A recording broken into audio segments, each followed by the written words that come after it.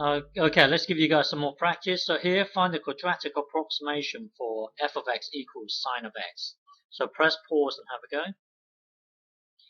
Okay, so to do this here, start with our quadratic.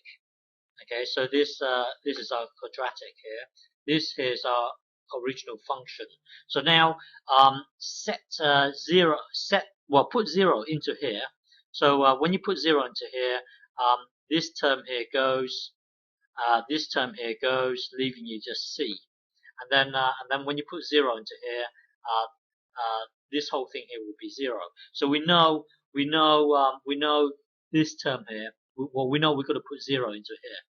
Okay, and then now look at the derivative, the first derivative.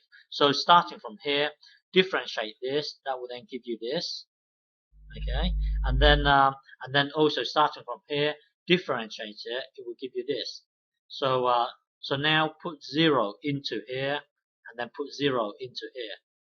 Okay, so when you put 0 into here, this whole term here goes, leaving you b. And then when you put 0 into here, cos of 0 is 1. So now we need to set the first derivative of our quadratic to be the same as the first derivative of our original function, which is 1.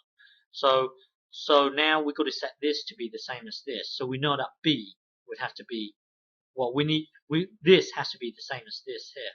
So b has to be 1. So far we know that c is 0, b has to be 1. Okay, so we need to put, so far our quadratic so far is in this form here, plus x, and then there is no c. Okay, so far our quadratic looks like this, but we still need to work out a, and to do that we need to look at the second derivative. So differentiate it again, starting from here, differentiate it again. That will then give you this. Okay, and then put 0 into here. So the derivative at the second derivative at x equals 0 is given by 2a here, and looking at our original function, this here is the first derivative. Differentiate it. That will then give us a second derivative. So basically, we are trying to create a quadratic in such a way that the second derivative will be the same as the second derivative over here. Okay, and then if you put 0 into here, minus sine of 0 will be 0 here. So we need to set this to be the same as this. And well, here in this case, a is 0. So far, c here is 0, b here is 1, and then a here is 0.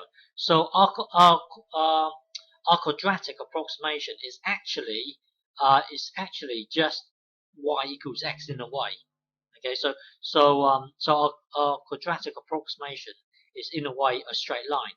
I know it's kind of, you could argue that it's kind of cheating, but if you think about it, it's still, because we want it in the form of a x squared plus bx plus c. This happens to be 0. This happens to be 0. So in this case, the quadratic approximation is actually the same as a linear approximation.